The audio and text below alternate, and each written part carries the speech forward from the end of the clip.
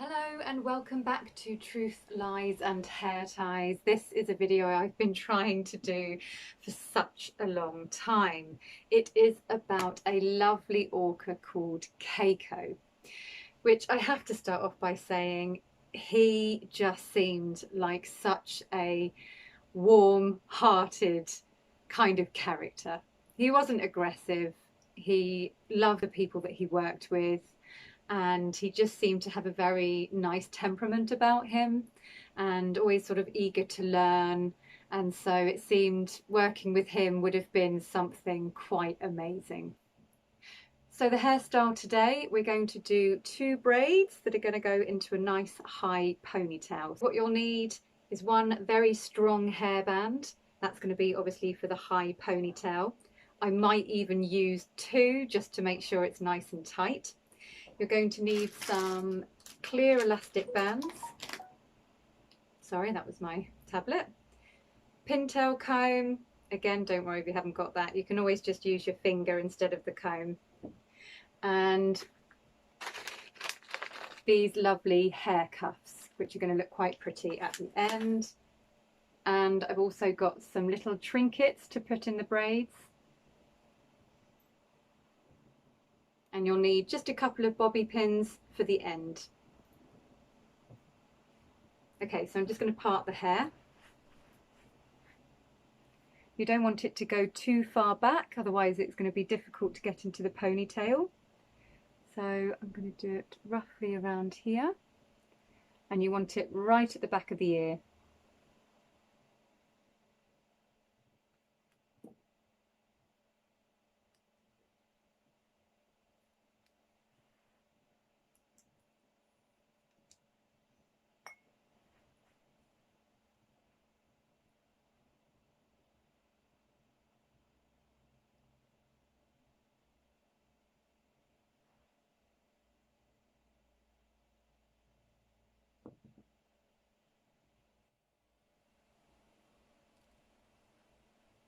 Once you have these 2 pieces, just tie the rest out of the way.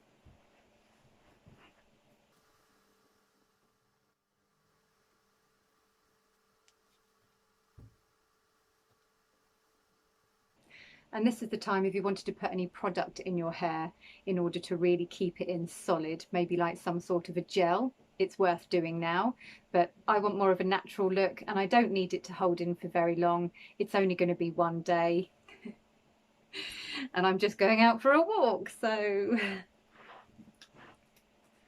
when I'm going to braid, I'm going to be braiding downwards like that. Once I've braided downwards, then that's going to go into the ponytail.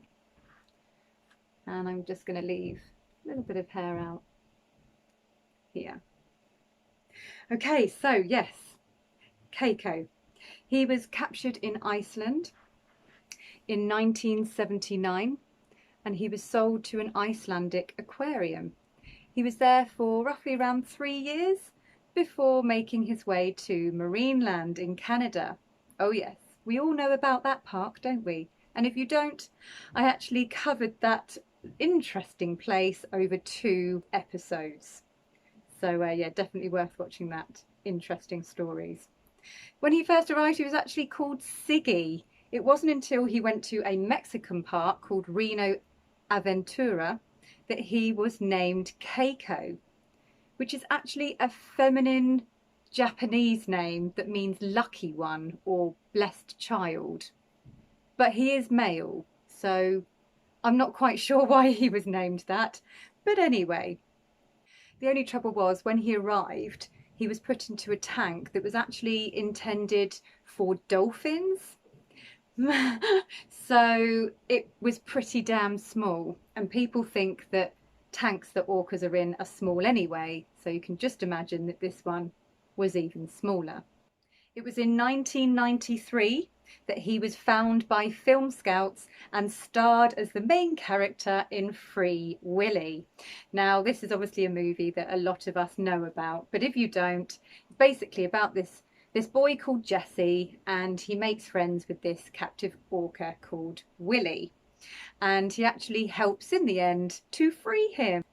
And what's quite interesting is that in the beginning of the movie, you see, you know, the bad men of the movie stealing this whale from the ocean. You know, they put down their nets and everything, and this whale gets stuck. Does that sound familiar? Yeah, because of course that's actually what happened in real life. They were stolen. So it's quite close to home. The only thing is, at the end of the movie, Keiko went back to his park. So in the movie he was set free, but in reality he was still in captivity. So of course, not only animal activists, but quite a few children. And when I say quite a few, I mean hundreds and thousands of children wanted something to happen. They wrote into Warner Brothers, they painted posters, drew pictures saying free Keiko or free Willy. Here's a few pictures here. And they had such an overwhelming response that Warner Brothers thought, I think we've got to do something about this. And so they decided they were going to donate quite a lot of money. I think it was something like 7 million to make Keiko's wish come true. And the children, they managed to raise quite a lot of money, and the Mexican park, they decided to donate Keiko to the foundation, which I think is absolutely fantastic. So yes, he was going to be set free. Woohoo! Nice and easy, right? You just pluck him out and you stuff him back into the ocean. No, I discovered it's not quite as easy as that, and we'll run through all of the steps that it takes to set a whale free. Now, you've got to remember, this whale has been in captivity for just over 20 years. They've got to retrain him to be a wild orca. So in a sense, they've got to untrain him in order to get him back into the wild. Now, they had some vets come over and assess him, and they said his skin disease has gotten worse. So I will show you a picture here. When he was staying at the Mexican park, unfortunately, you can see he had a skin disease, and it was aggravated by the chlorinated salt water that was there. And the vet said, look, you're going to need to move him. Before he even goes back to Iceland, his home, you're going to actually need to move him, because he needs to be 100% fit and healthy for this long journey. So of course they thought, well, where are we going to put him? It's not a case of just finding some other park to put him in, because at the time they weren't sure if this skin disease was contagious, and of course they didn't want any other animal to get it. So I think this is amazing. They built the very first whale and dolphin rescue centre. Yes, and they had 11 months to build it. They actually got permission to do it in Newport. I think 11 months is not very long, and I think they did an incredible job. And he got so much better. Within 6 months, they saw that his skin disease had pretty much gone. He'd put on a lot more weight, which is exactly what they wanted to see. And he was, for the first time in a very long time, he was able to dive, actually dive under the water, because this place that they had built was 5 times bigger than his normal tank.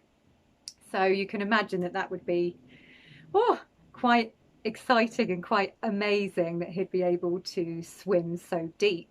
And they made the floor look very similar to the ocean, so they had like debris and rocks and all sorts of bits and pieces there, which, you know, obviously was a bit more interesting for him to look at. And it was there that they started to teach him how to catch his own live fish.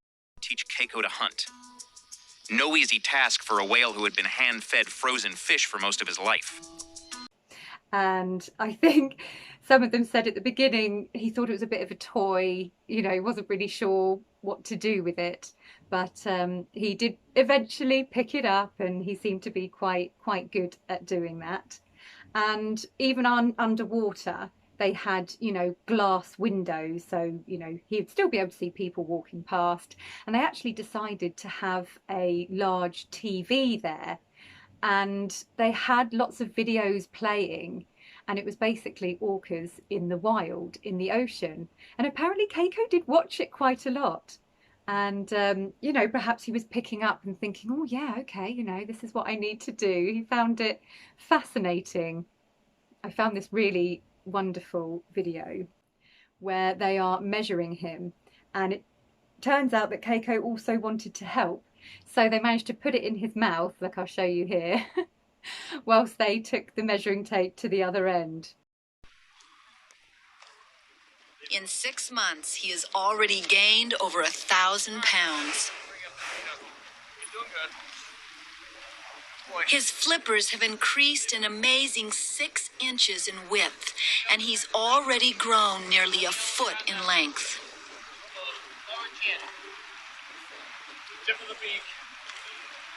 Keiko seems to enjoy the measurements and gets in on the act by holding the tape measure in his mouth. And it just made me smile. He was always up for helping out. And he was in Newport for 2 years.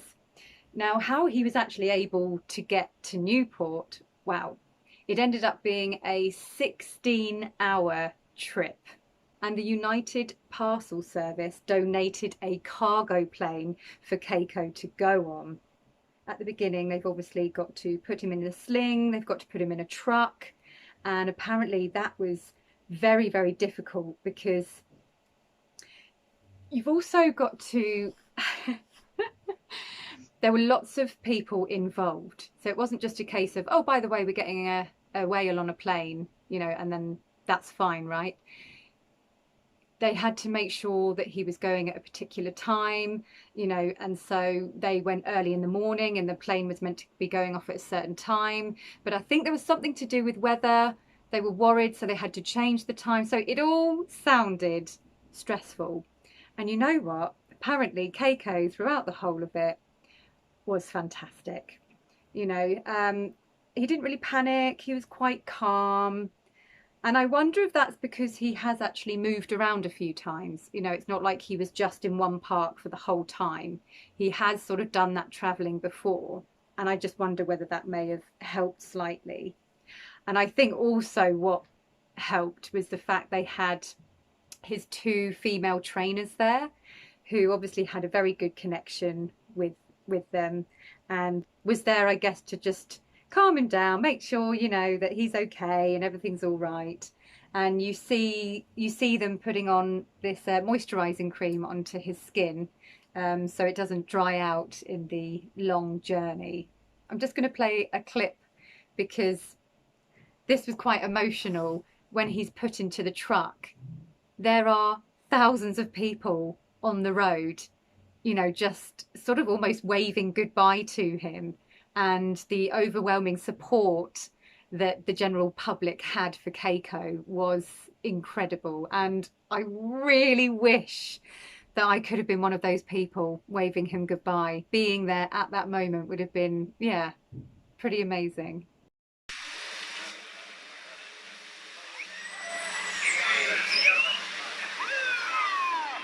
It is now 2 a.m. A secret route to the airport has been planned by the Mexican authorities, but Keiko's departure is anything but secret. No one is prepared for the scene that awaits the convoy outside the gates of Reino Aventura. So finally, Keiko was fit, healthy, and ready to go back to Iceland. So what needs to be ready in Iceland? A sea pen. So again, this was something that needed to be constructed. And a sea pen, it's kind of like, I guess you could say, you find a slight cove. So you've got this lovely amount of space for the whale to be swimming around in. And before he gets to Iceland, I'm just going to quickly do the high ponytail.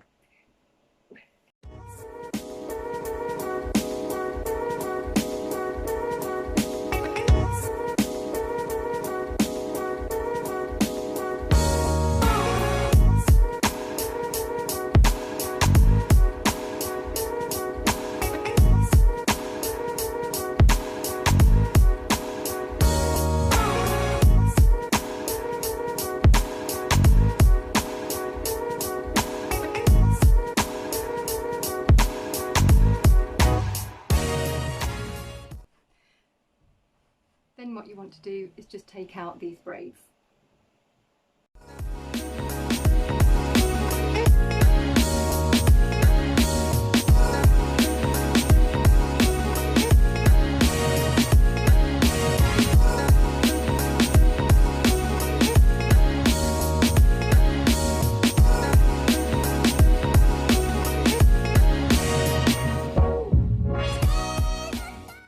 Now I want to grab a piece from underneath, wrap it round and then pin it.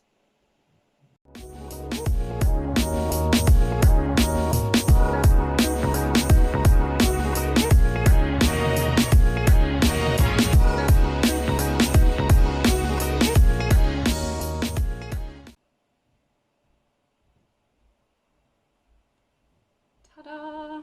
We'll decorate it at the end. So I kind of wanted to see how this whole project was put together, especially when it was in Iceland. And when I was looking on YouTube, I found, I think it was the two directors who were basically the head of this foundation. And they spoke about the journey and, you know, the things that were difficult, the group and the team that they had that worked so well together. I think one of them was called Jeff, and I couldn't quite remember the other name, unfortunately, but I will put the video down below. They said the most difficult thing actually that they didn't expect was the weather. They were told out there, you know, sometimes the weather can be quite unpredictable, but they said the winds are something that they've never ever experienced before. But apparently Keiko would just come out, put his head out, have a bit of the spray and be quite happy with it. Whereas, you know, it's like gale force winds, people trying to, you know, walk, I think would have been very difficult. And the light, they said that it was dark a lot of the year, which, you know, it can play around with your mood. So I'm sure that there were times that were, you know, very difficult. Anyway, okay, so for Keiko to get to Iceland, it was actually the army this time that managed to donate a cargo plane for him to go home. And it seemed that he was, I think, a little bit apprehensive to begin with once he was put into this sea pen. But I think it didn't take very long for him to get used to his new surroundings.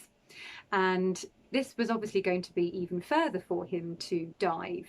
So there were lots of, not just toys, but lots of games that would also help him, you know, get better muscles, make him stronger. And one of them was, they called them sea walks. So they would open the sea pen, Keiko would go out and he would swim next to a boat, and they would go out really, really far.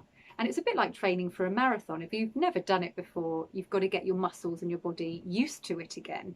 And of course, they needed Keiko to be swimming, you know, long distance every day. Also, if he was going to find a pod to join. So the team also were looking not just for any pod, but they actually wanted to find out if Keiko's family was still out there. And of course, the frequencies and the way that they speak are very unique. Trying to see if there were any pods out there that sounded similar to Keiko's family. But after a bit more of investigating, unfortunately, they found out that they couldn't find Keiko's family. There was one pod where 3 of them had the collapsed dorsal fin. As I said, that only happens about 1% in the wild. So they thought, well, maybe it could be Keiko's family, but it wasn't, unfortunately. But you can imagine the work that goes into all of this. You know, it's a very, very complex job. They actually put like a tracker on him in order to obviously make sure they knew where he was going before they set him off on his own. And again, it was still, you know, training for, you know, doing the food and things like that. But of course, it's not something that you can just let one whale off, because they are used to being in a pod. But also it was essential for Keiko because he needed the other whales to show him how to be an orca. There was only so much us humans could do. You know, yes, we could tell him this is how you need to hunt for your food, but we can't tell him where the food is going to be. Only another whale is going to be able to show him, oh, you can't go that time of year, there won't be anything.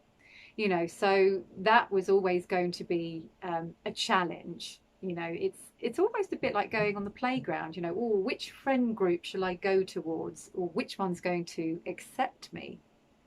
So when they were on these ocean walks, Keiko did see a couple of whales and, you know, sort of, I guess, spoke to them for a bit. But it took him a while to really join a pod, which he did manage to do eventually, which is wonderful. I think he swam incredibly far for about 10 days. But then there was this massive storm, and I don't know if it spooked him or something, but he came back again.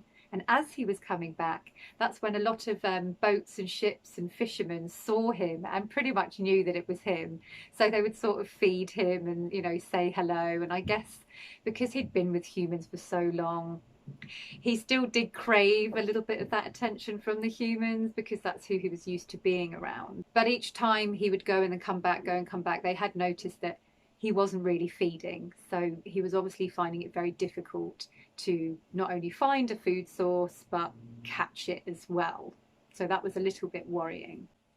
I also found a video where there were some children who knew that it was Keiko, and they were in the water sort of swimming around. And it's this wonderful, lovely moment, but it's also, you know, a kind of, oh, we kind of need him to be a wild orca again. But, you know, I think ultimately that was going to be very, very difficult. To Norway, new pictures show Keiko's come a long way since leaving his pen in Iceland. Here shown swimming in a Norwegian fjord some 900 miles away, as kids get a free ride on Free Willy, a real treat for his unsuspecting hosts. But this project, I mean, I think it's about an hour and a bit long, and people asking for questions and things as well, and it was just absolutely fascinating. Unfortunately, a year after he was let go into freedom, he did get pneumonia and he did die, which is very, very sad. And lots of people said, oh, well, it wasn't successful then, it didn't work. But if you think about it, he had 5 years not being in a small park entertaining people. That's 5 years of getting bigger, healthier, stronger, hunting for food, learning new games, all sorts of bits and pieces, being able to dive. I mean, I think those 5 years were absolutely fantastic for him. Who knows, if he had actually stayed, if his skin condition got even worse, he may not have survived 2 years or 3 years. And even if he had, I'm not sure, you know, 10 or 15 years, what his life would have been like. Whereas I think at least in those 5 years, he was actually able to be a whale again, you know, and learn how to be wild, I guess. Now, was he the perfect candidate for rehabilitation? No, probably not. I think quite a few people have said this as well. It's only because he was Willy. It's only because of that, and all these children, hundreds and thousands of children, wanted to set him free. It's because he was part of the movie. But really, if they were going to look into it, they would probably try a whale that perhaps hadn't been in captivity for as long as 20 years, that could perhaps maybe still be able to remember a few things of being in the wild. So yes, there were definitely lots of factors there. But I still think he was able to have a life. So whilst I was watching this documentary, I kind of wanted to find a place where I could maybe donate a bit of money, or find out, you know, if they were making more of these sanctuaries for whales. And I did come across a link at the bottom there, which takes you to the Whale Sanctuary Project. And this has loads of information. It tells you about events, it tells you how you can get involved, maybe signing a petition, or maybe holding your own event.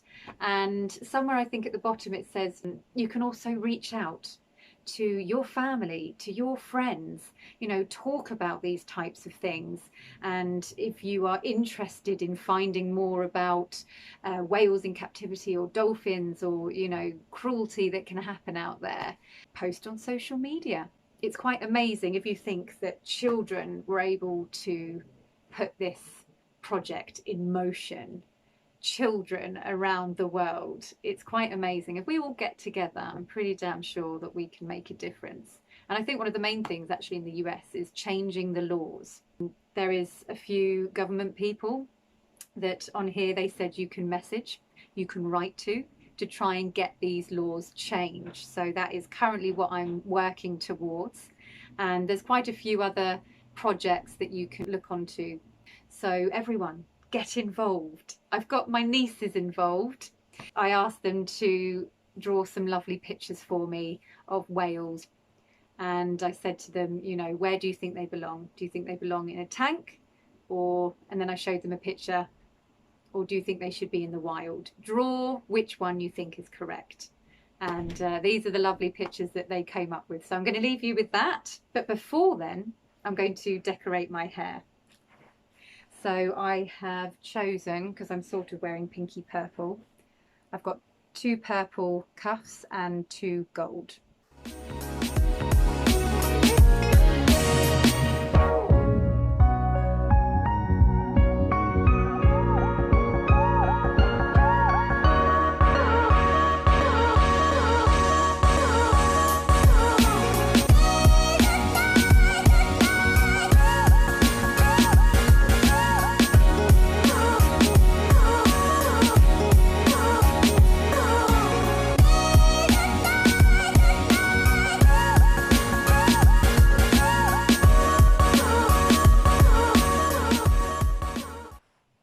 Then if you wanted to, you can always curl the bottom.